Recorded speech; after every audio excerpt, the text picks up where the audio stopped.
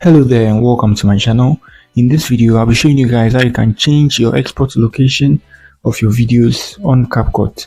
So normally CapCut has these weird ways of saving videos you export from the platform.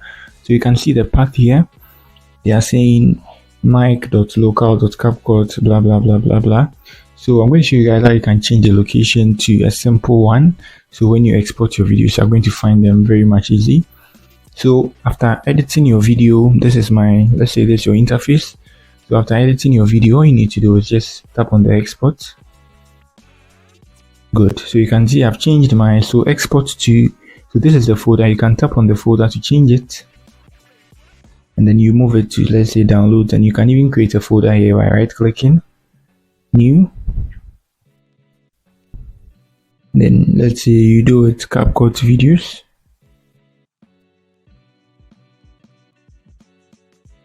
Then you save it. So now you choose this folder.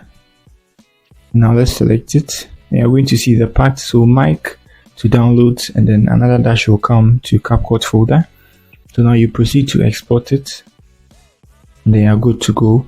So I know some of you guys would have already exported it already to this weird location. Let me close this.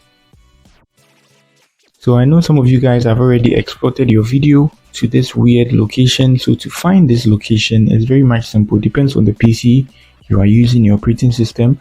You can use the command, which is your Windows and then your R, and then you search %.appdata.percentage, and then you come here. So you can look at something here. Let me move this to this side for you guys to grasp the extension. Look at this. So it's saying uses Michael app data. So on this side I don't have any local file here, so I've not saved it. So if I exported it to this weird location, I'm going to get the local there, and then I move to CapCut and I'm good to go. So if you done it, you definitely find the local here. So you select the local folder. Let's say this is the local.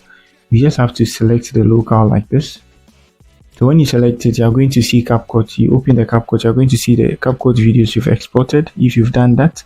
But then if you've not done that, I don't think it's necessary for you to do that. Just do the first procedure I taught you guys. Just try to export it and then change the location to downloads or even to your desktop. You can come here and change it to your desktop, and all your videos will be saved to your desktop. Simple as that. So that's it for the video. If you have a question, you can let me know in the comment section. I'm going to do well to give you an answer. Peace.